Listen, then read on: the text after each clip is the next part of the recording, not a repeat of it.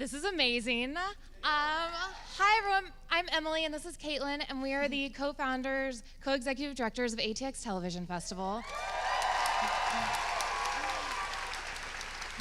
And I have to say, my dream is to go into the Oval Office. This might be as close as I ever get, but this is awesome.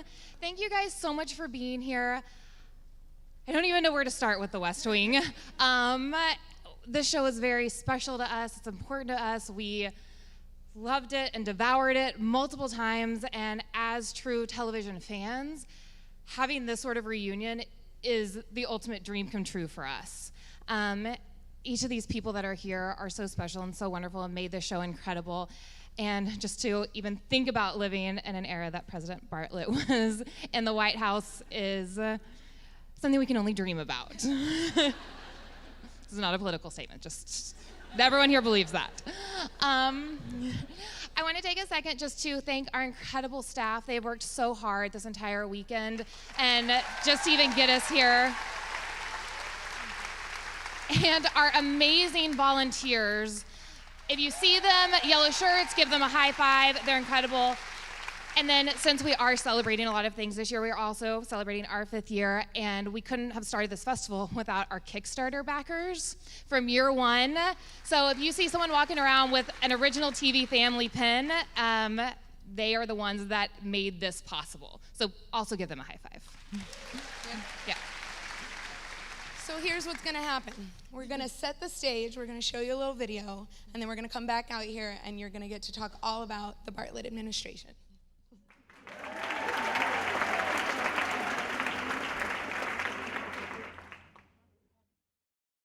All right, without further ado, Melissa Fitzgerald, Josh Malina, Dule, Say it again. Josh Malina, Dule Hill, Richard Schiff, Bradley Whitford, Bradley Whitford, Janel Moloney,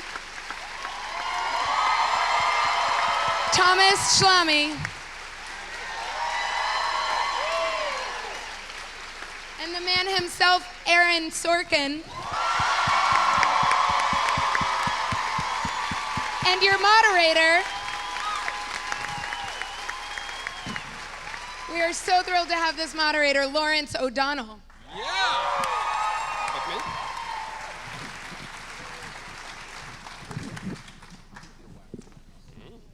Thank you. I just want to begin with a moment that I don't want to let not happen in this room. And sometimes these kinds of chats go in different directions. We are all here, we're sitting on this stage, you're all sitting there. We have relationships, dear friends, lifelong friends, because this guy one day decided to sit down and start typing. Let's just thank him for that.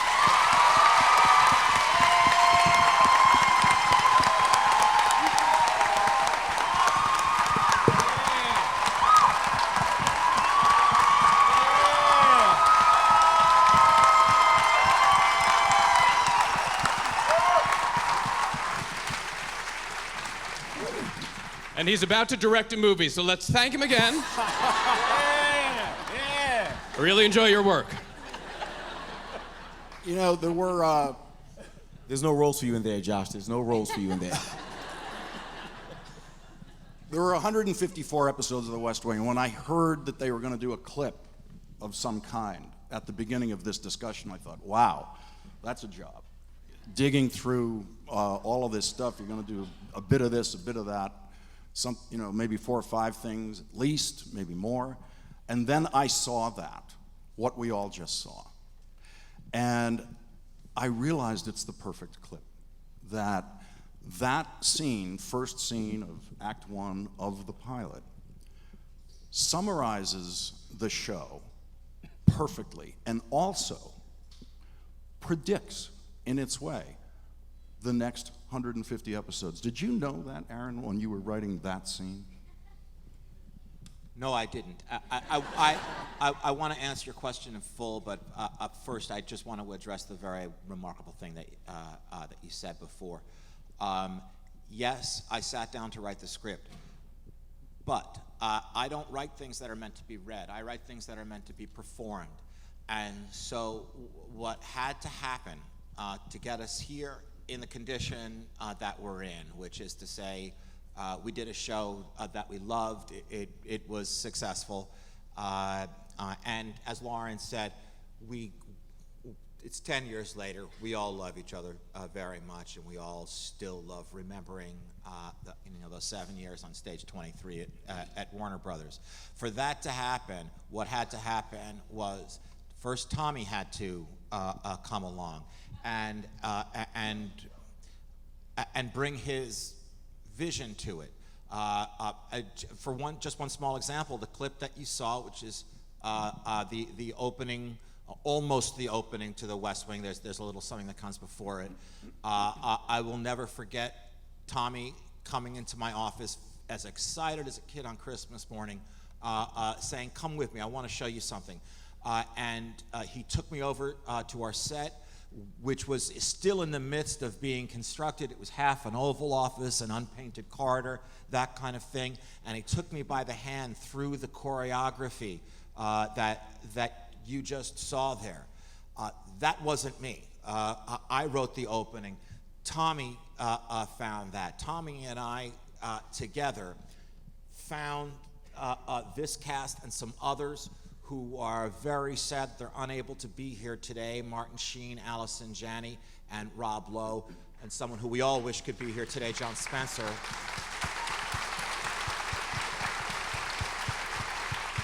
Dozens more behind them in guest cast, from Anna Devere Smith, John Amos, Emily Proctor, Mary Louise Parker, Stockard Channing, and the list goes on and on. And a crew of 100 or so people, all of them as dedicated to doing the show well as we all were, and all of them a better group of people to spend a long day, and it's not oftentimes a long night at work with, you're never going to find. The actors that we cast, usually if you're casting 8 actors for an ensemble piece, you'll feel very lucky if you were right about 2 or 3 of them. You don't go 8 for 8, and we did. We managed to cast 8 actors, all of whom could be carrying their own show. And now I was faced with a very glamorous problem, which is I have 8 mouths to feed every week. How do you not give every scene to Dule Hill? He's incredibly compelling.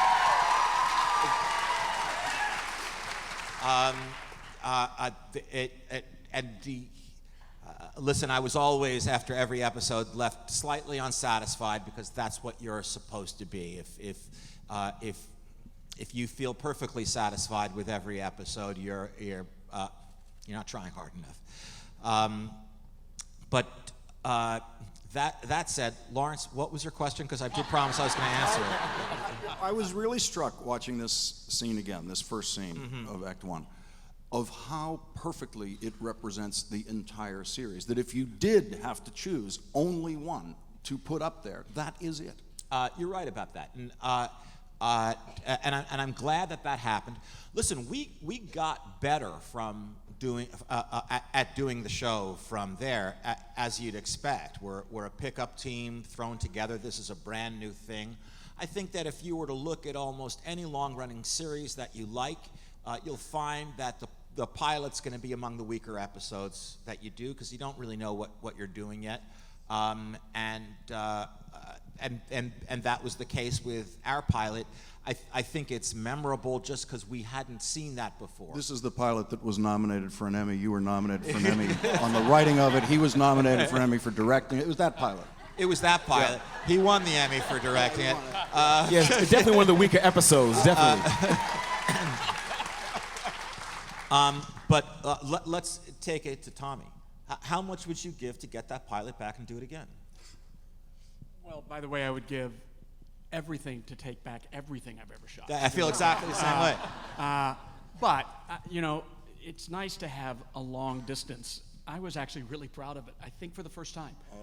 Watching it with this group of people, being with this group of people again, and getting to watch that. Because part of seeing any of these things, you remember the moment. You remember not just the shots. It's like any athlete says, oh, I went 3 for 4, but in the dugout that day, this happened, you know? And I remember shooting this. I remember asking you to include my 3 children's name. That's which right. is, I have 3 kids named Joe, Emma, and Wilson, which is at the beginning of the thing. That's what he That's does. who So I Leo thought says good morning to you. Aaron did that. It was so loving, and that's all I kept thinking about then.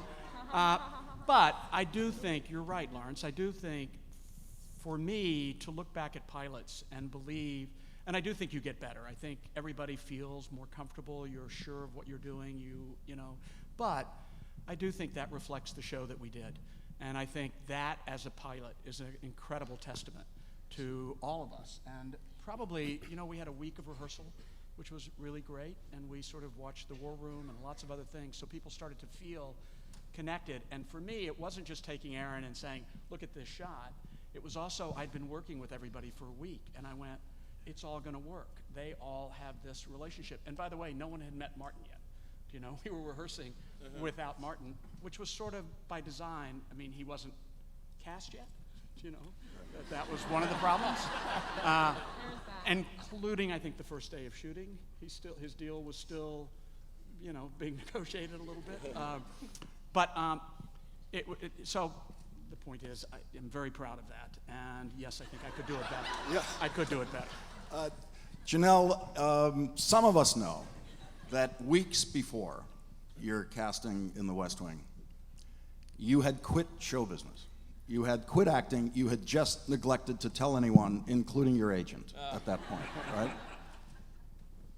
Yeah, I had been working really hard for 10 years and had some success, but never enough to really make a living and to feel as experienced or appreciated or talented as I felt like I wanted to feel. And I wanted to do something with my life. I didn't want to just, you know, be a disappointed hostess in a restaurant. So I thought, I'm going to do something else. And, you know, the universe, please direct me someplace, because this is really all I've ever wanted to do, but I need to give it up.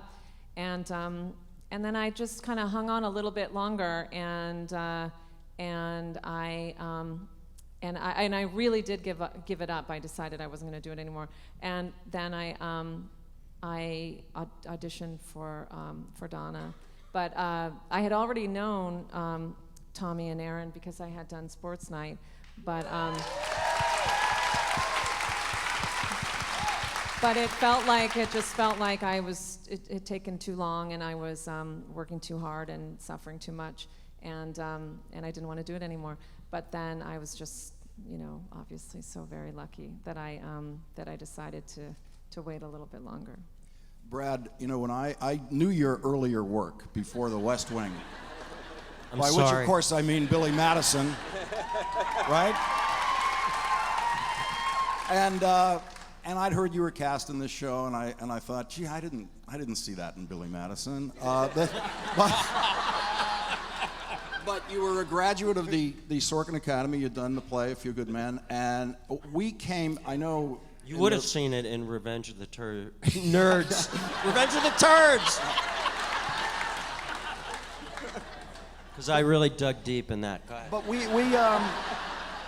in the writers' room, we certainly started to lose the distinction between Brad and Josh. You were that person, and we started to think, you know, if he didn't go to Juilliard, if he'd gone to law school, he might have one of those jobs in the White House. I gotta say, look, the weirdest thing about getting this job was it's a miracle to get a job.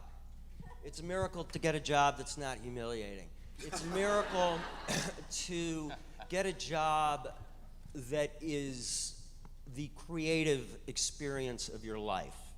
It's a miracle to get a job that is the creative experience of your life, that is about something. I still cannot, excuse the popcorn.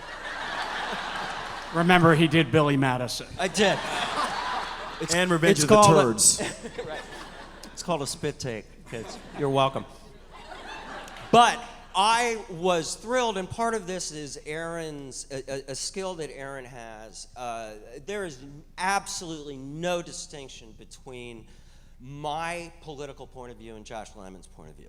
And Aaron would pick up on personal dynamics, on things about actors. I use the word exploit in the best.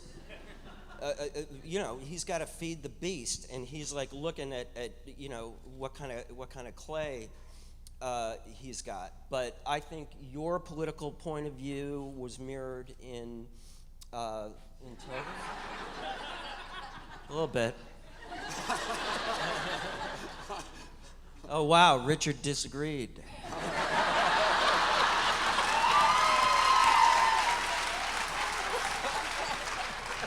Old habits die hard. Never happens.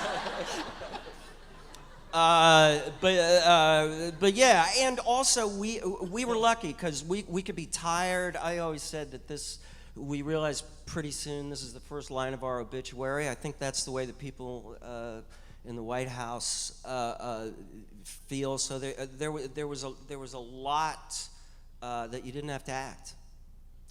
Richard, I want to go back to a point that Aaron was talking about, which is that difference between that piece of paper that he's typed and then what happens when Tommy and you all put it together. What was the difference for you between your first read of that pilot script and when you finally saw that finished pilot made with everything laid in? And by the way, let me just, I don't want to go another minute without saying, and once you saw and heard, you heard Snuffy's music in this pilot. Texas boy, Snuffy Walden, who did that Snuffy. music. When all of that came together, how different was that from what you'd read? Well, it's a dangerous question to ask me because I notoriously don't like to watch anything that I'm in. You could have told me that before now, and then so it took me Dule was ready for that question. It took me quite a while to watch the pilot. I watched it again recently for the sake of Josh Malina's West Wing podcast,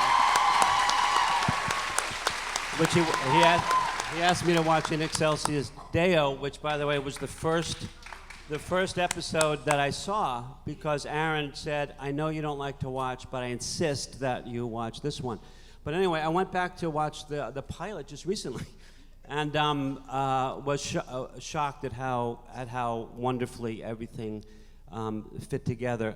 But getting back to including the music, including the entire cast, including the way everyone was introduced, like in that scene. But what was so amazing to me about this experience, and I measure experiences since I don't watch, by how it feels on the day, and finding my place in the ensemble is always important to me. And in this case, because the music of the language was so beautiful, and because it's written in meter and it's poetry, and because these characters were so distinctly crafted, finding where Toby was going to fit exactly into that music was a challenge. And I told Tommy this recently, which was interesting to him. I don't know how you're going to react, but is that I always thought that Toby was the oboe in the orchestra. in that they play the entire music, but until everything else stops, you don't know he's even there. And but it's also a darker tone, and it's an underbelly, and it's got deeper tones. It squeaks every once in a while. Never. Never once. Only off camera after we're done. I squeaked a lot then. But we all had our different instruments. And now then watching it all together again, even Excelsis Deo especially, because everything was so paralleled and beautifully put together. The fact that the music all came together and created this incredible symphony is I think what impresses me the most and is what is most I have no more words. A little disappointed you got through that without crying. One thing I want to say about, you talk about in Excelsis Deo, and it's interesting, I'm kind of going off track a little bit, but it's interesting about the journey of West Wing, because we were there talking about, you know, political service and being in civil service and being out there, and that episode was so much about veterans and justice for veterans and things like that, and now to see Melissa doing what she's doing, I mean, for me, I didn't want to let that moment go by without talking about it. It's really impressive just going from in Excelsis Deo to actual real life public service, all from, you know, what has happened on the West Wing. I'm sure, Melissa, Josh Malina will cede you his time to Respectfully. to take this Thank you, perfect Joshua. moment to talk about the work you're doing now, and there's a video you could introduce, which is, we're going to find out if these people still have the stuff with your video. Well, I'll let you all be the judge of that, but I do want to say that as talented and incredible a group of artists that are on this stage today, and also the ones that Aaron mentioned, this is the most talented group of artists I've ever known. They are also the kindest, most wonderful human beings that I've ever had the opportunity to work with and be with, and I'm not even joking. And Josh Molina. I knew it was coming. You saw me, I anticipated it. Especially Josh Malina. And they have, you know, part of the proof of that is they've all come on board to support the work that I'm doing now, which is Senior Director of Justice for Vets, and I've actually moved to DC and am doing trying to live up to the characters that Aaron created, and Justice for And Vets. doing so beautifully, I have to say. Thank you, Richard. And not without your support. But we champion veterans treatment courts, and veterans treatment courts are alternatives to incarceration for veterans who struggle with the transition home, get in trouble with the law because of substance use disorders, mental health disorders, and or trauma. They can receive the structure, treatment, and mentoring they need through the court system to get their lives back on track.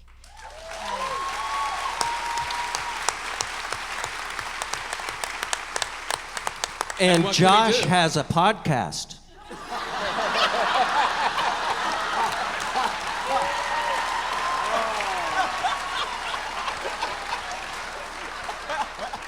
Brad's just jealous because I'm on a hit show that's set in DC, and for him it's been a while.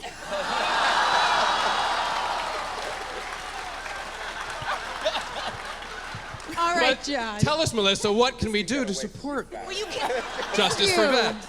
Thank you, Josh. You can go to justiceforvets.org and do sign up for our email alerts. Do sign up, because there are opportunities to take actions to let our elected officials know that we want veterans treatment courts. The first one was launched in 2008 in Buffalo, New York, and they have spreading like wildfire across the country. There are now over 260 in 37 states, but with over 20 million veterans nationwide, it's not nearly enough. So we need support. Go on the site, just listening to the stories and hearing the stories of these vets that have reclaimed their lives and are turning it around into public service as well.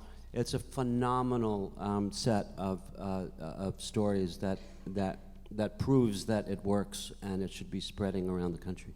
And I'll just say, like, what you just saw right here is, at least for me, was what it was like on the set of The West Wing. You would have, passionate discussion about the words and the work and theater and the arts. And then the idiocy. And then you would have the idiocy, you know what I mean, like the jokes and the banter back and forth. And then you would have real life things of how work we're doing on the set can actually affect real life. For me, it was a very influential time, and this is it. And of course, and then you have the video, and there's someone up there who is waiting for a cue to roll some video, and we'll see if Brad Whitford can still act. There it is.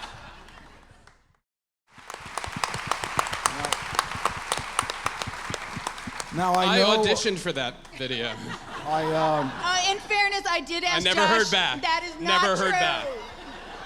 I gave a good read, too. He was doing Scandal. He couldn't do it. I know Melissa, how how come Malina doesn't support the troops? Josh hates veterans. No, I'm joking. Now it's really turned. I'm joking. Melissa's taking shots at me. No, I'm joking. thinking Josh Malina actually. Oh, next question. Okay, next question. Had us Next come on question. for the podcast. So I know how the panel feels about this, but we're really doing this for you, so I'm going to have to ask you. I know the panel all agrees that Josh Malina's interrupted enough already, so he doesn't get a question, right? And I'm comfortable with that. All right. All right, Josh, you know the question if you've been listening. If Richard is the oboe, what instrument were you? Clearly the triangle. Underrated, overlooked, little used, but an important part nonetheless of the whole.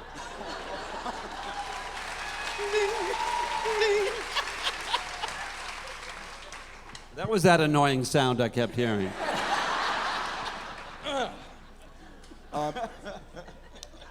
Aaron, when you wrote this thing, NBC decided that season, we got other things to do. They were not eager to make it. They sat on it for a year. I read it a year before it was made. My agent sent me the script, so they said, hey, you could be in line for a writer's job here. So I read it. I thought, wow, this is great. This is the best TV pilot I've ever read. It's over a year later when they send me the VHS cassette, because the DVDs hadn't been invented yet, of what Tommy and the cast and everyone had done with it. And I watched that, and I saw that I didn't read those scenes the right way. Tommy read them the right way. He gave us what was there. As you continued to work with the group, how much more influence were you getting from the set that you didn't expect was coming? Actors, directors? A tremendous amount in an interesting way. You're right. The NBC held on to the West Wing. How close did we come to not ever making this pilot the way they sat on it? Very close. Here's what happened. Two things in a row. First of all, the first time around, I wrote fade out, typed fade out on the pilot, and a few minutes later, I mean it, a few minutes later, Monica Lewinsky happened. Okay? So there was a general sense that we were okay sitting on it. We simply can't do this right now. People will giggle. You can't do it. You got to wait a little bit. We did wait a little bit. We made the pilot. There was also a change in management at NBC. The first group of people, even Lewinsky notwithstanding, they were kind of interested in it, but they brought me up to the chairman's office and had some notes where I don't do any network bashing, and I get this stuff, but they wanted things like, I'll be more than happy to step in anytime you need that. They wanted Josh to literally go out in a boat and help those Cuban refugees. Like Rahm Emanuel in a Speedo. Yeah. This is just people talking, and they had trouble with that. So there was a change of management at NBC. They ordered the pilot. We made the pilot, and the pilot did not test through the roof. It really didn't. It didn't do great, and NBC was on the fence about putting it on their schedule. So Warner Brothers, very smartly, in order to sell NBC the show, they decided to invent 4 brand new demographics that had never been used in television before. Households earning more than $75,000 a year, households with at least one college graduate, households where they subscribe to the New York Times, and finally, and this is 1999, this was the most important one, households with internet access, which wasn't, now it's every household has internet access. That wasn't the case in 1999 because we were right in the middle of the dot-com boom, and those dot-coms wanted some place to advertise. That's what got us on the air. And if you were to go back and look at those episodes with the ads in them, which of course you won't, you'd see that well over half of our ad buys were for dot-coms. But the more important So the internet question, is a force for good. yeah, it can be. I'm grateful to the internet for getting this show on the air. But the other question that you got, which was what as we went, what was I getting back from the cast that was informing the writing, you know, to get this thing going? And the answer is a lot. For instance, at the outset, in the first few episodes, it was Toby and CJ were the two characters that I was having the most difficulty getting the bat on the ball with, for reasons having nothing to do with them, and entirely to do with me. I kept kind of, just fouling the ball back. I could get a piece of it, I couldn't get all of it. And I knew how good Richard and Allison were, and I knew how good these two characters were. And if I needed any reminding, Tommy would come into my office several times a day and say, you know, I think you can really give Richard and Allison more to do. I think you could really be happy with what you see. And it was an early episode called The Crackpots and These Women.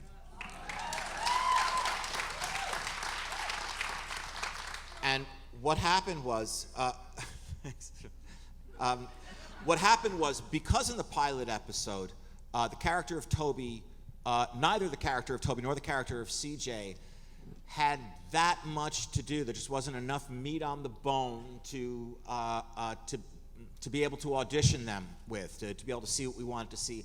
Tommy asked me to just write a scene for Toby and CJ out of nowhere, with no context at all. Just write a 3-4 page scene for these guys to do that they could audition with. And I did. And I don't need to tell you. And by the way, Lawrence, I mean, I hope you get a point to ask you some questions. I'm not taking any questions. Lawrence ran seasons 5 through 7, but more importantly, from my point of view, I can assure you that if there's a moment from The West Wing that you love and really remember, I can assure you Lawrence O'Donnell played a starring role in that moment happening on TV.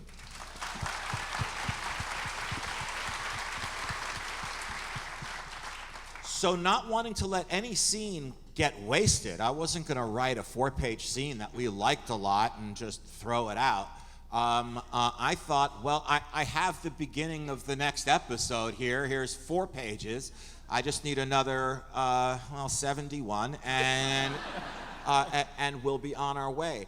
And what happened was I really found out where true north was on Toby, which was that, you may not remember, he wasn't Bartlet's first choice to be the communications director, and in this episode we found out why. And the reason was simply that any time that Bartlet was acting in a cowardly fashion, anytime he was acting like a politician, anytime he wasn't doing the right thing and knew it, when there was, sometimes there isn't a right thing to do, but anytime he was backing into politics and not doing what they came there for, all it took was looking at Toby to remind him and make him feel small. And Bartlet at first decided, I can't have that around, and then decided, I have to have that around.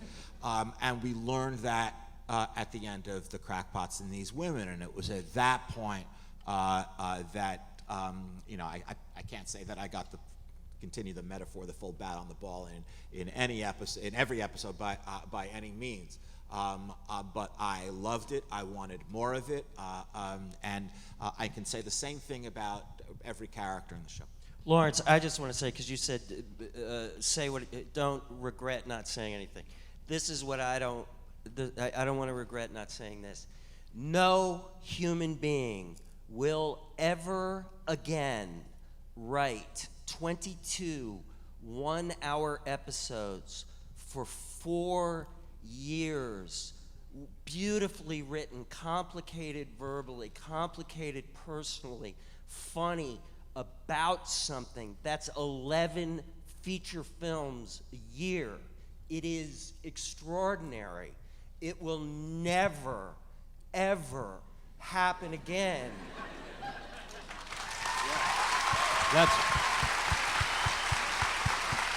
That's actually just a challenge to Aaron to write another one for us, please. I just have to continue on that theme. I'm thinking of. Thank you. I'm thinking of 17 People, which happened the next season, and what I remember pitching to Aaron, and it turned into this incredible episode. And by the way, my favorite 5-arc, storyline having to do with MS and how everyone, how they dealt with discovering the secret and all that. But I remember pitching to Aaron, if you ever need Toby to be stumped and trying to figure something out, that I want to be playing with this Spalding, which was a New York City stickball ball. And I pictured myself in my office just bouncing the ball and catching it as an ode to Steve McQueen in The Great Escape. And that's all I said to Aaron, and he ended up coming up with this incredible episode and this incredible storyline. I don't know if it's because of the rubber ball, but that's an indication of all you have to do is give him a little inkling and a little spark, and he ends up coming up with brilliance. I remember on Noel. I remember I remember I'd been shot, and Aaron's just cranking out this stuff, and I knew you were going to deal with it at some point. But I remember, because you very wisely, both of you thought, okay, assassination, that's over. Let's move on. But I remember you're driving in the golf cart, chugging coffee. You're like, hey, and I remember saying, it does feel a little weird that I got shot recently. And I understand that we want to move on, but it does feel a little funny. And you're like, oh yeah. I think Okay, that well, actually listen. the most blatantly obvious of them all was Allison in her trailer would sing The Jackal. That was Allison Janney singing The Jackal, where we were wise enough to say, Aaron, come listen to Allison Janney sing The Jackal. And the next week on the table read, The Jackal was in. Now, I enjoyed listening to this, but I did not do these things by myself, by any means. There was a tremendous amount of help. Somewhere in this auditorium is Kevin Falls. Kevin. He's right there. There he is, right Kevin there. was co-executive producer. A job he had,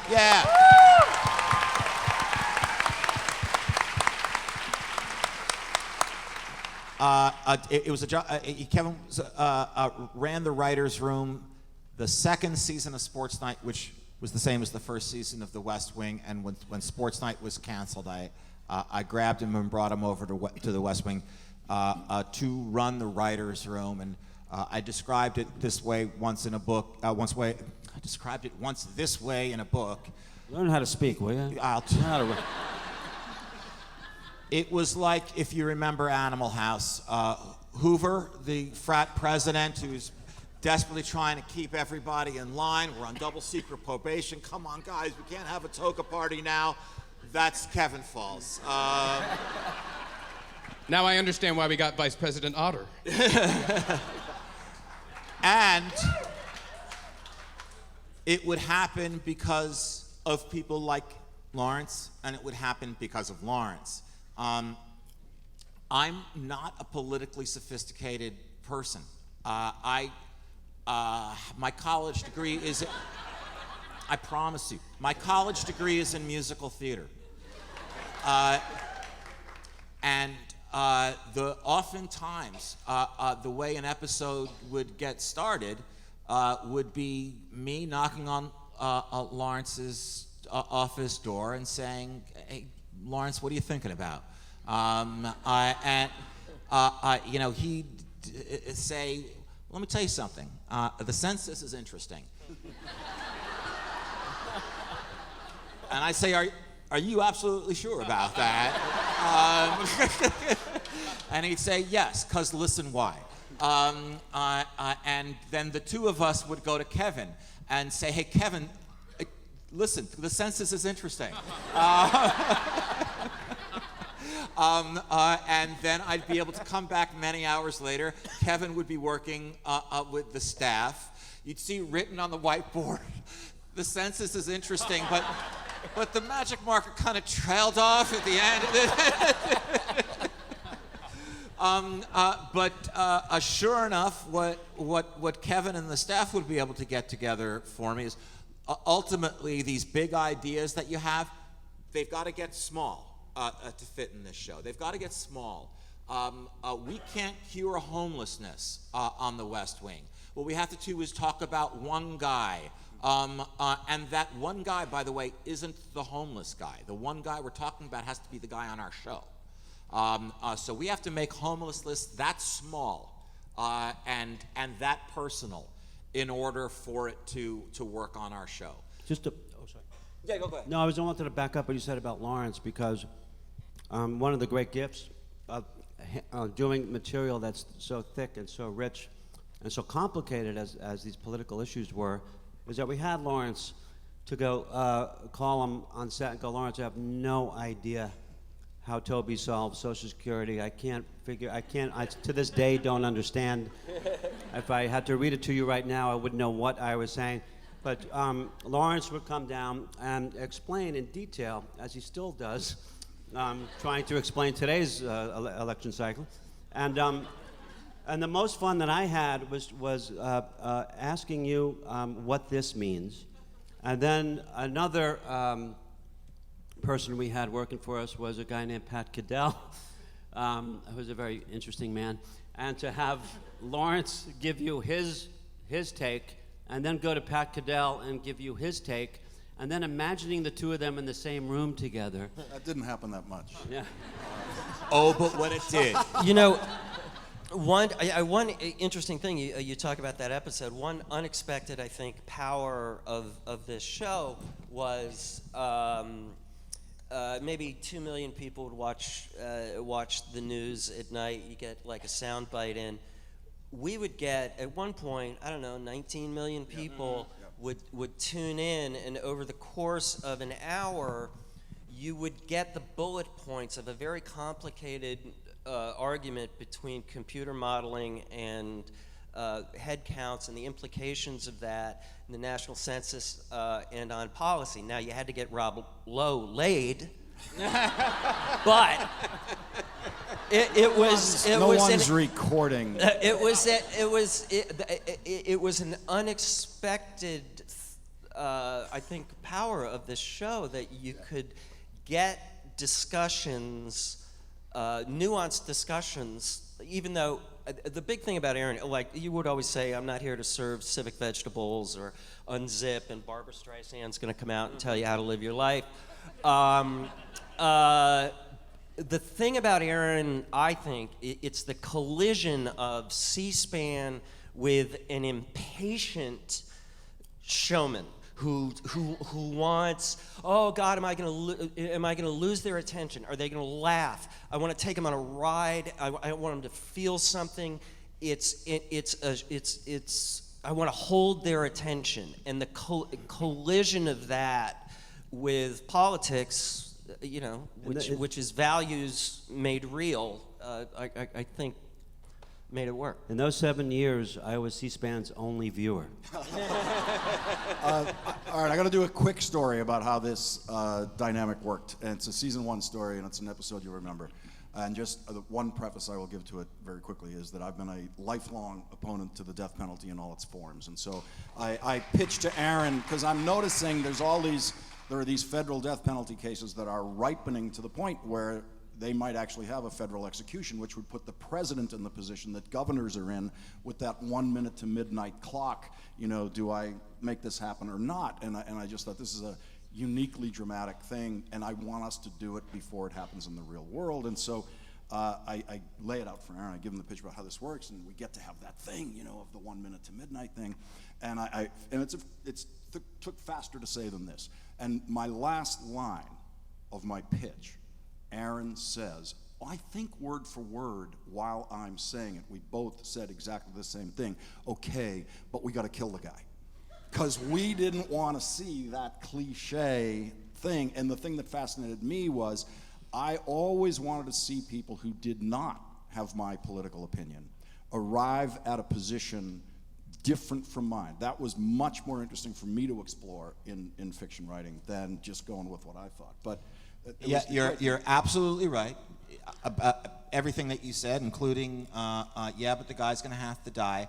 But here is the difference between how your mind works and mine. And I'm saying, using this as an example to illustrate what Brad just said, that mine wasn't a political agenda, it's coming more from a storytelling point of view. First of all, Tommy had been saying for a long time, it'd be great to do an episode about the federal death penalty. I wasn't getting anything from what Tommy was visualizing something different from me. He said that, and I was thinking of a guy with a tin cup on the bars. We don't do that on this show. That's not what we do. Lawrence brought sort of politics to it, his personal politics, but it wasn't until someone said, here's something interesting. You know that we don't execute people on the Sabbath? Both Sabbaths, Friday sundown to Sunday sundown, we don't execute people. And suddenly, this will be great. The episode will take place in these 48 hours. President got to, now, I don't know what happened. I just saw it. I like that episode very much. Take the Sabbath day. Boy, everybody really did a hell of a job. We met Marlee Matlin in that episode. But that was just an awful lot of teamwork from Tommy, Lawrence, Kevin, and then Tommy directed the episode beautifully. Go back and watch it. This is a bit like somebody saying "I buried Paul" on Magical Mystery Tour at the end of Strawberry Fields. If you watch the episode, at the very end, it's not the very end, it's right before the last scene. Tommy goes outside the Oval Office window, okay, and it's snowing. And you'll see, it's going to happen, it's going to take about that long to happen, okay? You'll see a reflection in the window of the guy who we never see, the I don't know what you call him, the guy on death row. We'll see him being tied down to the table. It goes by like that as a reflection in the window, while a cantor named Carol Sugarman is singing a beautiful Hebrew prayer. And if I'm not mistaken, did you win your second Emmy for? It would have been your fourth total Emmy, but your second for another Emmy bad episode. I won. What's interesting too about that episode that I always loved about Aaron's writing is you have the most serious issue being dealt with in the most solemn way, and then I'm waking up hungover in fishing waders. I'm like wondering why this deaf woman is screaming. Like the juxtaposition of it's a weird writer who says, okay, here's the ace story. The ace story is this death penalty thing, and we don't execute people on the Sabbath.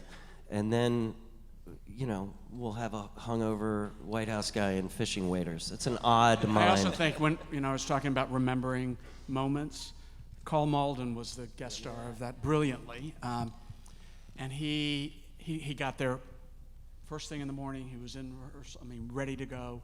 88 so years old. Professional, 88 years old. And then he said, Tommy, come here, I want to show you something. And he said, I'm going to use this prop. It's the Bible. I went, great. You're playing Father, you should use a Bible. He said, I use this on the waterfront. This is Bible and we were from like, playing Father John on it the was like waterfront.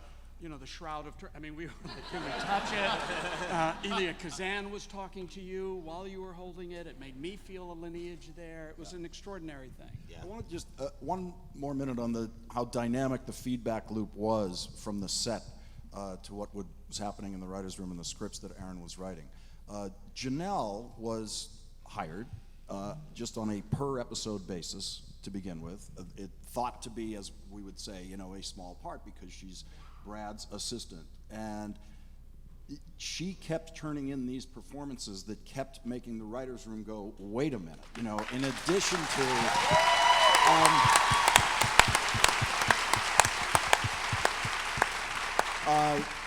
And that was Aaron grabbing all that stuff. Tommy, were you like at the end of a shooting day saying, Aaron, you got to see what Janel's doing here?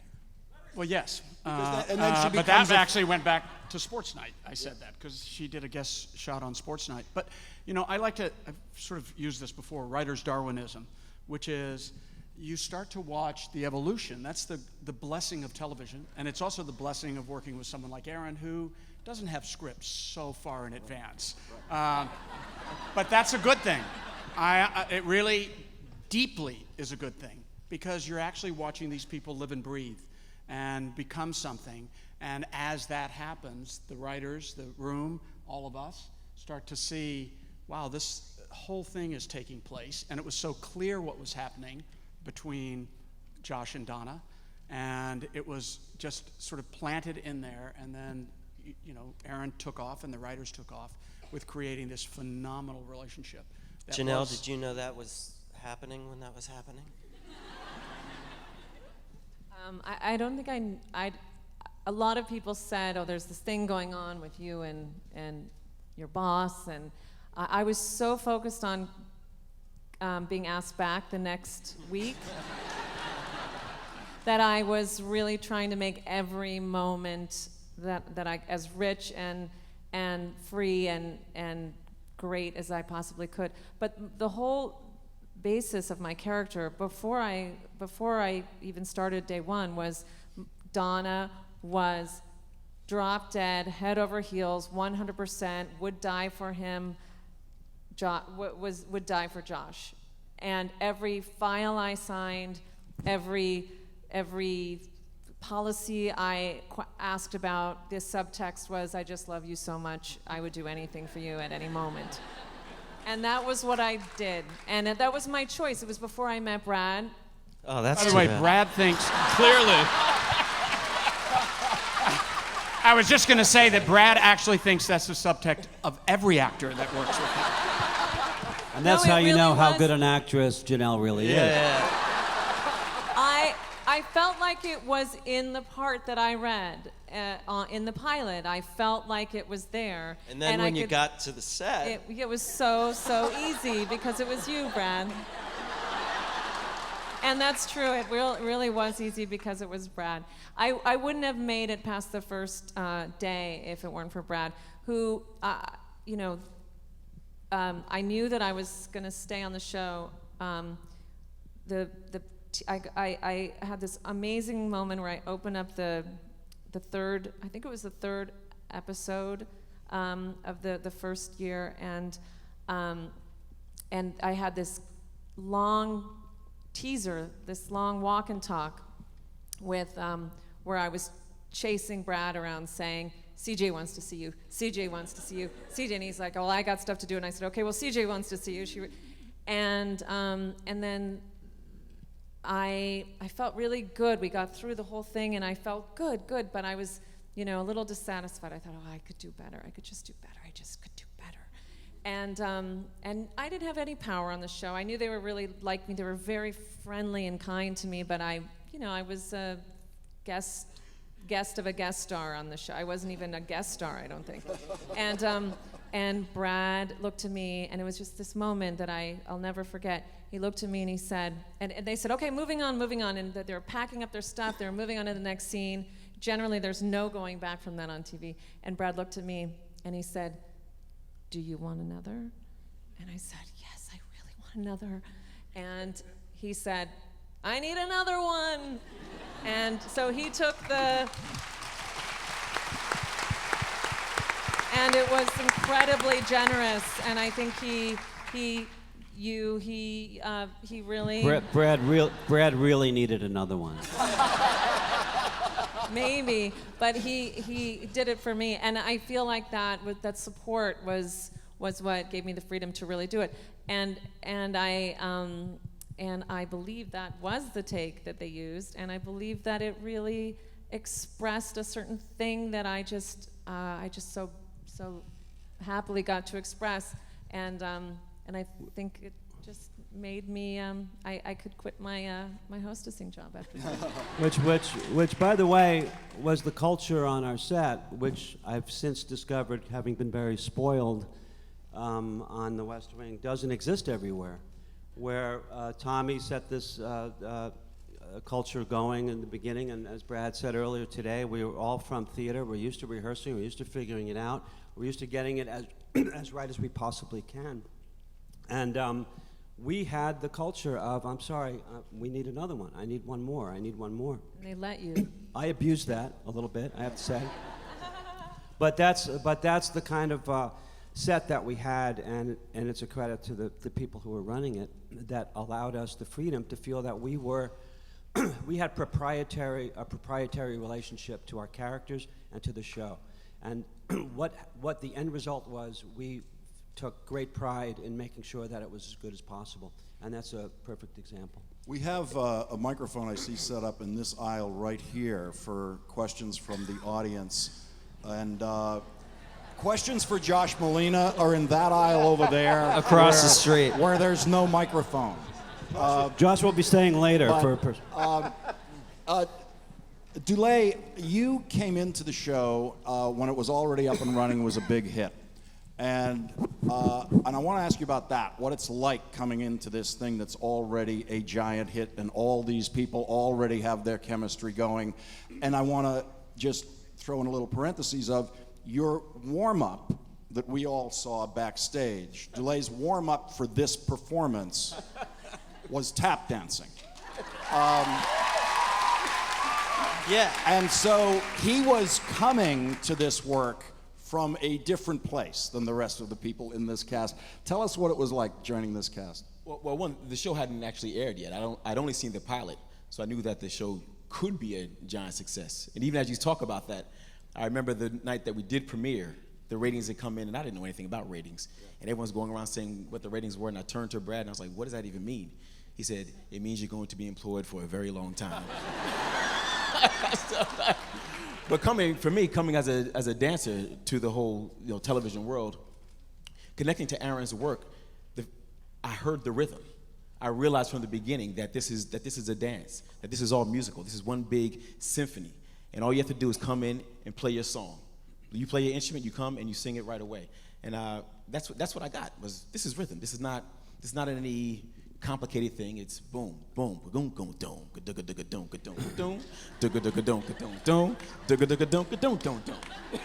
that's how it all connected in my mind. That wasn't. I had a little bit of a different rhythm when I was going, but one of my favorite moments in the entire 7 seasons was when we had this season. I think it was Noel, where Yo-Yo Ma came and played with us. Okay, on a break, Tommy and I were just talking about this. On a break, Yo-Yo Ma is sitting there playing around with his cello, which you should do, and Dule walked up to him and said, "Can you play that thing you were playing earlier?" And Yo-Yo Ma was one of the most outgoing and just generous people you'll ever meet. He goes, "Sure," and he starts playing, and Dule starts to try to tap along a little bit to this classical piece, which doesn't have a ba-ba-ba-ba-ba-ba-ba, and he's trying to find it, and Yo-Yo Ma is like, "This is cool," and he starts playing, and before you know it, Dule is shuffling along to Yo-Yo Ma, and it was one of the most beautiful moments I've ever seen anywhere. It was so. I remember also another quick Yo-Yo Ma thing. First of all, he showed up to work carrying backpack style on his back his $2 million Stradivarius. Sir, we will, we're going to record this someplace else. We will give you a challenge. You please don't, first move it far away from me. Okay, I just know I'm going to break that thing. He wanted to play his cello, or he had to play it. Tommy had to get, you may remember, a lot of coverage in that scene. Coverage means pointing the camera at people other than the people who are talking or playing a cello. So if you're all listening to Yo-Yo Ma play up here, Tommy has to get Yo-Yo Ma playing with the two of you watching, and now this group watching, and now he's got to get this shot, but maybe rack focus over here. All these things that he's going to need to put together in the editing room. But Yo-Yo Ma was playing the Bach G major, correct? Bach concerto, yeah. Yeah. And didn't need to keep playing it over and over again. We had it on playback. He could have given himself a break. But he just said, no, I really enjoy playing this piece. And each time he played it, he would play it to someone different. He would just look at Janel the whole time and just play this piece to her. Boy, I will also say one other thing about Yo-Yo Ma, which was, because in the morning, when normally what you do is he records it once for you in the environment you're playing, and then you play that back so that it's an editorial reason. And I had said to him, you know, we're going to shoot a lot, you're going to have to do it often, so I think the best thing would be to play back. And he went, you're worried, right? And I went, what are you talking about? You're worried that I won't play it in the same rhythm every time. Don't worry about that. It'll be... and he did. We could edit any one of the takes, and it would never change the metronome of it. And I remember he actually said to you, Dule, he went, oh, it's 4/4 time. Don't worry, it's a 4/4 time. And all of a sudden, you started tap dancing 4/4 time, and it was... But the other incredible thing with that $4 million Stradivarius, the background people... Elevating in value as we speak. Yeah, it's going up. Well, we mentioned it here, so it's going up. But he was letting anybody play it. Any background person.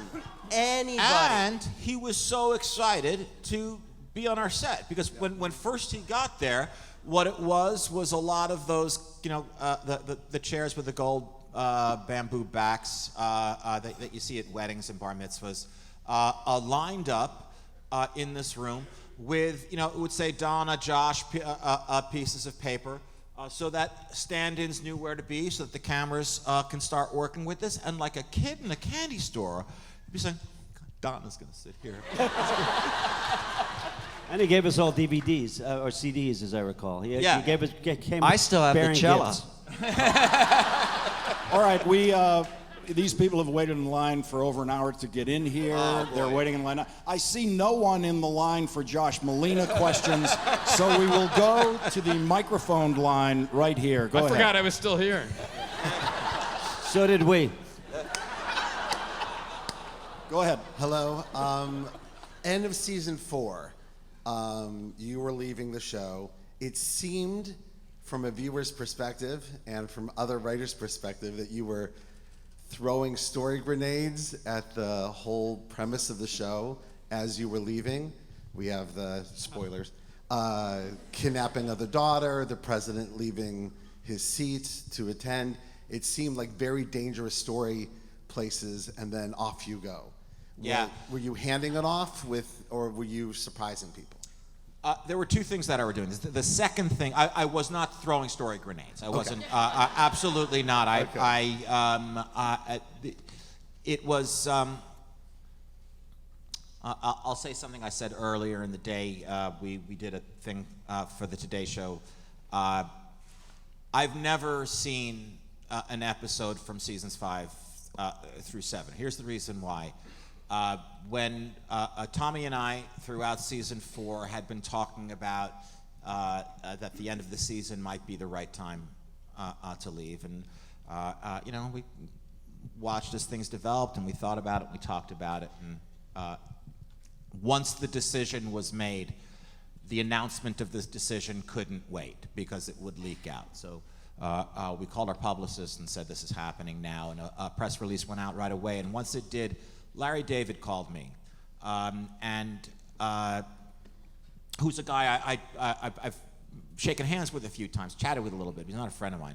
Larry David left Seinfeld early, too. Seinfeld went on without him, and he said, listen, this is very important. You can't ever watch the show again, because either the show is going to be great without you, and you're going to be miserable. The show's going to be less than great, and you're going to be miserable. But either the way, you're going to be miserable. And I didn't believe him because Larry David is professionally miserable. He's really good at it. And so I had them, before it aired, send me episode 501, season 5, episode 1, on half-inch videotape. That's how we watched things then. And I put it in my VCR, which is also how we watched things then. And I don't think 20 seconds went by. I have no idea whether it was great or less than great. I really don't. I'm sure that it was great, given this cast, given the people who came in behind me, given John Wells. But it just felt like I was watching somebody make out with my wife. Okay. It felt horrible, and I couldn't do it again. So I don't know how the story that I started finished, or how anything else happened on the show. I don't know how the show wrapped itself up. You don't know about the whole superpower storyline.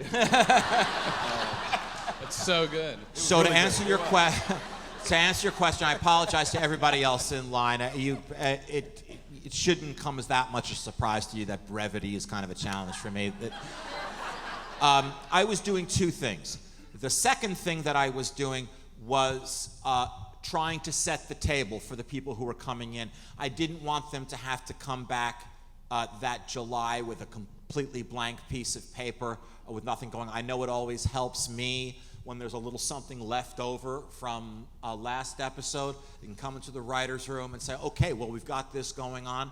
Our favorite thing, right, Kevin, would be when a script was too long and something lifted out perfectly and could go right in the next. That's right. I think that wasn't there a story we carried for about 5 episodes? We kept trying to. If we had time, we'd talk about the Halloween episode, which is fantastic. But the first thing that I was trying to do was this. Something happened this is season 1, right? What is the episode when everybody goes to the Georgetown bar with Zoe? When you're making chili. Well, that's the crackpots and these women, isn't it? No, it can't be. Mr. Willis of Ohio? Was that it? Mr. Willis of Ohio. It's Mr. Willis of Ohio. They go, and includes Zoe Bartlet, the president's daughter. They go there, and it's a new thing where Zoe she's a college kid now, she doesn't want her Secret Service detail right on top of her or anything, so they've made a deal with her, okay, just carry this thing on your keychain, this garage door opener. It's a button that you push, it's gonna beep us. We're not gonna be more than 50 feet from you, but we'll be right there if there's any kind of trouble. And Bartlet, a father, reluctantly agrees to this, and this thing happens at a bar. So Bartlet calls his daughter in and does what any father would do in that situation. He scares the hell out of her, tells her how dangerous this can be, tell her that the nightmare of the Secret Service isn't him getting shot. The Constitution has a mechanism to take care of anything happening to him. The vice president just takes over. The nightmare is her getting abducted, getting kidnapped. What happens now? What happens when they've got a knife at the president's daughter's throat and they're saying, release these prisoners, or how about aim these missiles at Israel? In any event, forget about the what do we do part of it. You don't have a commander-in-chief anymore. You have a father who's gone out of his mind with worry. That guy can't be making good decisions. So what do we have to do? We have to remove him somehow using the 25th Amendment and stick him in exile. And now we've got ourselves a king in exile, somebody else over here. And what happens when the king in exile decides that the guy who's doing the job is doing a bad job, and he tells Josh or Leo or Toby, listen, get word to Fitz that I want this and this to happen. All right, well, we've got a problem now. There's a coup d'etat underway. We've got a constitutional crisis at the worst possible time. He tells Zoe all of these things. And frankly, as I was writing it and as Martin was performing it, I thought, where the hell's this story been? This is absolutely fantastic. It can't, because we can't do this stuff on our show. It has to be small enough to fit in our show. So I imagined, I even left little clues. I had Anna Devere Smith say, this is in the season finale, season 4 finale, which is called 25. This is not a James Bond operation. We're going to find out that she is tied to a chair in the back of a muffler shop in upstate New York. I had recently been reading about rapturists, people who are trying to hasten the end of the world because it'll hasten the rapture. And I thought, okay, great, them. But it's certainly going to look like this is an act of international terrorism. But let's have the whole thing be over with by tomorrow. Let's not drag this on for a long time. Let's not start a war or anything. Let's not any of our guys suddenly be members of the FBI and have guns in their pocket. But let's make sure that they're not victims. All of the characters on this show are protagonists. They're all protagonists. And one rule that you can't ever violate about protagonists: they can't be passive. They can't be victims. They have to be active. So it was going to be, I was trying to leave the new writers, as we say in pool, a leave on the table. Some stuff to clean up. I didn't ever want to be over their heads saying, well, this is what I intended. So I wanted to make a clean break of it and let them make these decisions themselves however they want to. Again, I don't know how they wrapped it up, but to be clear, I was absolutely not trying to burn the earth behind me. I was trying to seed it. Let me just tell you, we were thrilled. I actually had left the show for 2 years. I created another show, and that flamed out. And John Wells said to me, "Aaron's leaving. We need you back. We need you back." And I saw that season finale. And I said, "Oh, okay, I'm coming back." And that first meeting in the writer's room was a banquet. It was, look what the master had left us. We were so thrilled with what was on the table. Go ahead with your question. Thank you. So there's a scene relatively early when Charlie's new and the president's about to go on TV, and he says to Josh, "I've never felt like this before." And Josh says, "It doesn't go away," which I think is how a lot of us feel and are definitely feeling right now. I was wondering if some of you could talk about, during the course of making the show, a scene or an episode or behind the scenes where you didn't feel like that before and it hasn't gone away.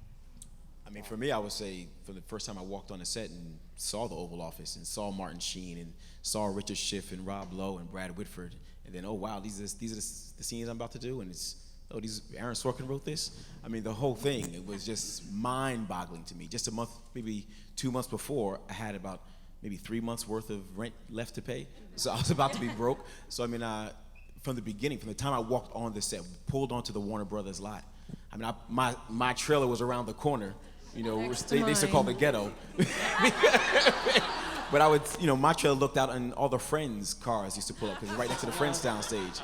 So I would see Matt LeBlanc and Jennifer Aniston and everybody get out and go in, and 10 minutes later come back out and leave. The whole thing, I mean, from the beginning, it was wow. And from that moment, it has never gone away. I've been on an unbelievable ride, and all because of this group right here. I'll tell you where it kind of went away for me. No, this is a good story. You don't have to. Bear with me, will you? The first time we went into the Oval Office on set, I spent probably 2 hours by myself, just studying all of the artifacts in there, because it was complete replication of the actual Oval Office, and the desk where little John was underneath, and all the artwork was the same. The couches were exactly the same. I don't know when it was, what year, but a while later, we were doing a basketball sequence in front of the White House. That was the same year, like the fifth episode. Okay, well then it was quick. But we're doing a scene, and I busted up my knee again. So I had to. The next day, we were getting our first tour of the real White House, and I was on crutches. And we were getting to. So Betty Curry was there. President Clinton was not, because he was in New Zealand. But we went into the Oval Office, and I was hurting. My knee was killing me. And I went over to the striped couch, and I was about to jump on it to relieve the pain. And then I went, oh, wait a second, we're in the real Oval Office. not our Oval Office where we take naps. This is the real Oval Office. Let's go to the next question with Mike. Hi. I was diagnosed with MS 2 years ago, and to see that representation on screen is incredibly inspirational, especially when you've just said that everyone is a protagonist. No one there is a victim.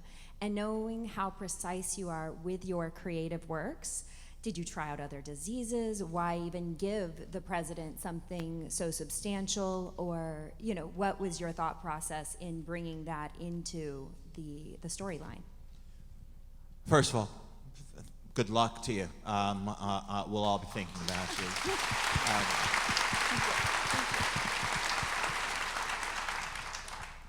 And I hope you don't feel that I'm glib in talking about I'm glib. how I arrived at MS. I wanted to, here's what happened. Stockard Channing asked me to have lunch. She had done one episode of the show called The State Dinner, where she had a small role in it, but Stockard being Stockard, just like Janel, made her, she was undeniable, okay? And she asked me to have lunch to tell me that she'd really love to do the show more. And I don't remember what else she said at that point, because I just started thinking, okay, wouldn't it be nice if the First Lady was a professional at something? How about a doctor, an actual medical doctor? Well, how will we find out that she's a doctor? I don't want her to just say, as you know, I'm a doctor. That's going to be bad. You've got to go through all the bad ideas before you get to the good one. And I said, you know what would be a cool way to find out that she's a doctor? And I can combine this with something else I've always wanted to do. Have the president have to do what the rest of us have had to do on any number of occasions. The president's too sick to go to work. He's got to stay in bed, and he's got to watch daytime television for, in this guy's case, the very first time in his life. But whatever he's got, it looks like a cold, it looks like the flu, should also exhibit signs of something else that Abby is worried about and comes rushing back from some trip that she's on, because not even the president's own physician knows that it could possibly be this. And again, Stockard is still talking. We're eating in the Warner Brothers commissary. I'm nodding at the right moments, but I'm trying to figure this. And I went back to Kevin, and here's where I really have to ask you to forgive my glibness. And I said, Kevin, can you get the researchers on something for me? I need just the right disease, okay? And I needed it to have the following characteristics. That it could look like this, but be this, and Abby could be worried that this thing that happened could have been, and they came back to me with MS. And I asked them a couple of questions about it, and without learning very much about it at all, I gave it to Bartlet. Honestly, the magnitude of what I'd done did not hit me until the day after that particular episode aired. It happened to be twice a year we are required to appear in front of the press.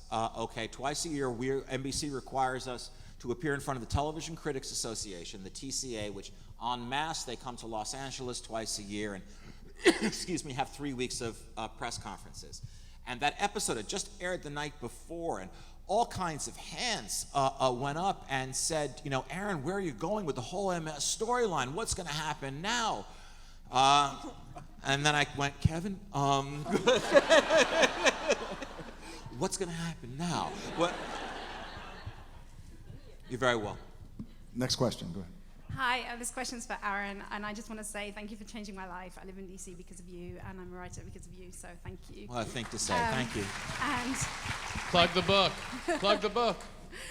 Well, Your book. My book. I have a book. Oh, yeah, I have a small book called Walk With Us, How the West Wing Changed Our Lives, and it's an anthology of essays and quotes by West Wing fans about how different ways the West Wing has impacted them. That's amazing. But that's not why I came to the microphone. Yeah, so please buy it. It's on Amazon and everything.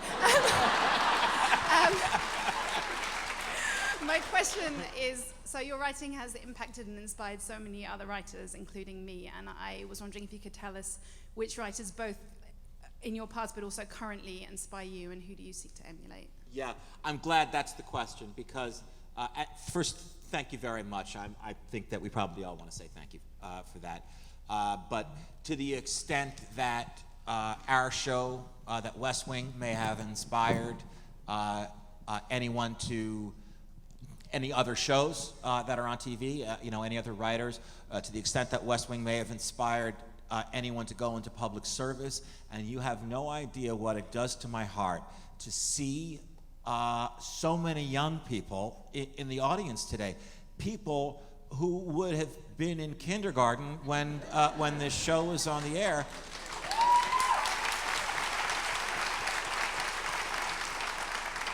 Have got to learn how to use Netflix. And to the extent that we may have inspired anyone to go into public service, baked into that West Wing inspiration would be all the people that came before us. And so, to answer your question, for me, I believe that anyone who's writing good television, I think what most of us would consider good television, is walking in the footprints left by Larry Gelbart when he did MASH, and changed everything. And beyond that, I think that David Chase, David Milch, David Kelly, Larry David, Stephen Bochco, of course, Vince Gilligan. These are fantastic writers. And by the way, the debate has long been decided on this. When we were doing the show, we'd be asked the question, is television starting to no longer be the redheaded stepchild of feature films? Look at all the good people working in television. That question got decided long ago. The best theater in America is on television. And I have to ask, I think you're leaving out two of your favorite writers, Patty Chayefsky and Preston of Sturges. course. Patty Chayefsky, Arthur Miller, for sure, and William Shakespeare. Just looking into the future, I just want to say, I know somebody who's an amazing writer now would not have written what he's written. Lin-Manuel Miranda is the biggest West Wing freak there is, and credits Aaron. Let's try to get one question from the audience and then a quick final comment from everybody up here. Hi, I'm glad I'm the last one. I want to first tell you guys thank you for being here. You're a huge part of my family. I'm 45% here for you guys, and then the rest of that I'm here for my sister. She's the biggest West Wing fan. She plays it in the house just all the time, just so she's close to it all the time. So she's too nervous to come up here. I also want to say thank you to Aaron Sorkin, because just echoing what everybody has said, but they tell you not to meet your heroes because sometimes you're disappointed. And today you met my sister, and thank you for being so gracious today. Thank you both. But my question is, where did what next come from? We say that in our family constantly. For us, it means a lot. So I was just curious where that Came from John Wells, didn't it? No, as a matter of fact, it came from Tommy. And the reason why, what's next is the last line of the episode, right? It's the last line of the pilot, and then became an important shibboleth for all of the characters. But whatever was the last line of the episode, I guess it was Josh. Yes, sir. Don't ever do that again. And that was it. Tommy wanted, and what I had written was the door closes, blackout. Okay, Tommy wanted a "and the world goes on" ending. He wanted to pull back so that we could see this is just another day doing business in the White House. So he asked me, can we not have the abrupt ending? Can we pull back? And so I said, okay. And right after that, Josh goes, and I had him shout, Miss Lanningham, what's next? And we did that, and then that came in the shadow of two gunmen. It became, we saw that that what's next actually had started much earlier than that it started on the campaign. Okay, Thank we're you. officially Thank you all. we're officially Thank into you. overtime, but I do want to get just one more question from the audience. Go ahead, you can go back to that mic, and that's it, and then Okay. we're going to come back up here. Sorry. Awesome, thank you. My question is about the iconic Josh and Donna scene, I Wouldn't Stop for Red Lights. I wanted to know what was the inspiration for that scene, because it's the most beautiful way of saying I love you without saying I love you that I've ever seen, so. Thanks, I appreciate that, I really do. I just have to chalk it up to Providence. It was, most of the time I'm in agony writing. It isn't going well, and I can tell something's wrong. It's going too slowly. It's too labored. That scene wasn't. I had that scene going in. I knew I was getting there. I didn't have the line going in, but I got there. I felt very good writing it, and I got lucky.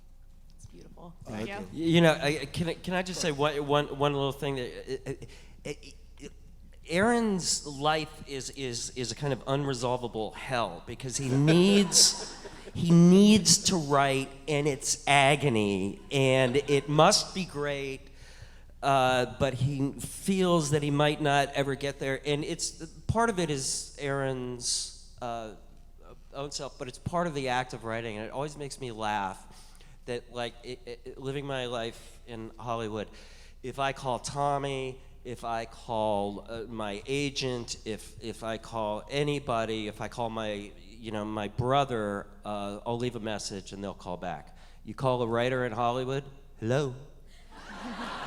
Like Aaron's writing 40 episodes a year, and you'd call him and go, hello, because he wants to stop. I just want a quick word about John Spencer before we go, Yes. which is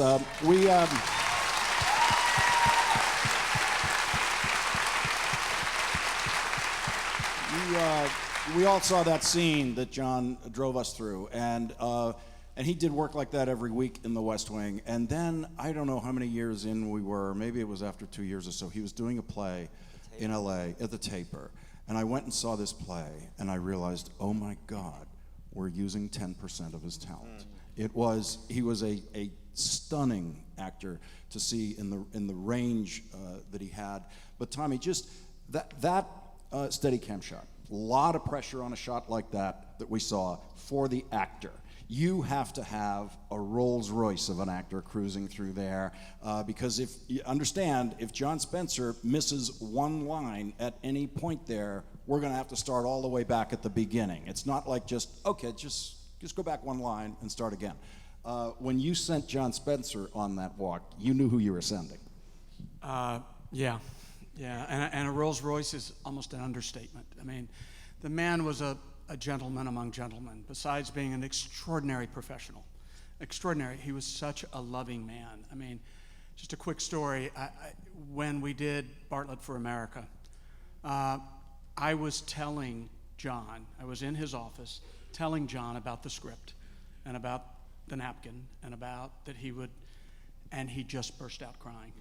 And I realized the separation between that character, it's what we've been talking about, and this sort of, and some, it has been written before that, Martin was the father and John was the mother of this family that existed.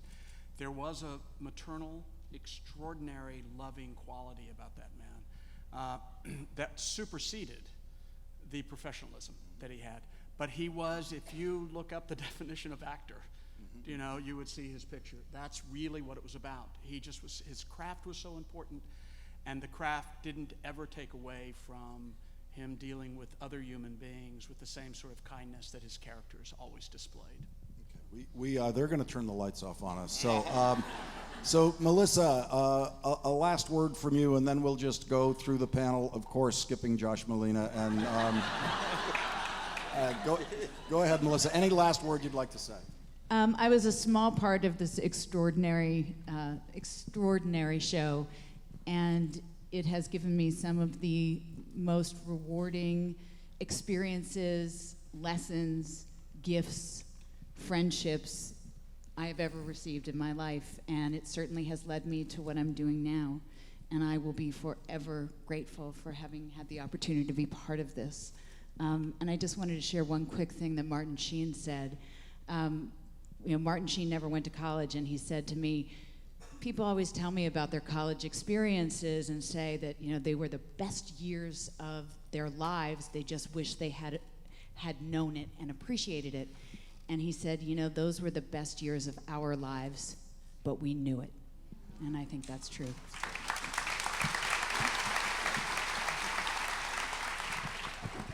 Okay. Too late? So for me, I'm just happy to be here, and one of the reasons why I have been quiet is because, in contrast to everybody who's on this stage, and some who couldn't make it today, and some, of course, who are no longer with us, I was not part of creating the fabric of this show that we all know and love. So I've been thinking that anyway. You were part of the demise. I'm trying to do some. I was trying to do sincere. It wasn't working anyway, but all I really wanted to do is say thank you to all those people, and of course, in particular to Aaron, who has been the quintessence of a loyal and generous friend to me, personally and professionally. He's given me every professional break, theater, TV, and film that I've had, and no greater gift than to invite me to be part of this show. Well, I'll start by saying we do give Josh Malina a hard time, but just so you all know, we do love him very much. We do love him. So Josh much. gives us a hard time, too. Can we say too little, too late altogether? But for me, this has been a journey of a lifetime. Coming and being a part of this West Wing family is the gift that keeps on giving. I remember John Spencer would always say to me when we'd have some wonderful experience, he would say, "You wouldn't get this on a cop show." Those words always ring back to me every time these experiences happen. One thing I really appreciate about being a part of this West Wing family is they never rested on what they did.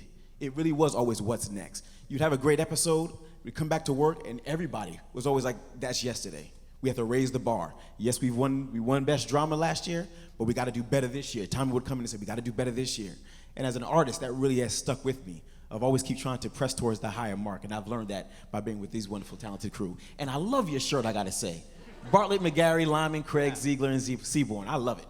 I've been looking at it the whole time. Lawrence, let's say one last thing. I don't want this moment to go.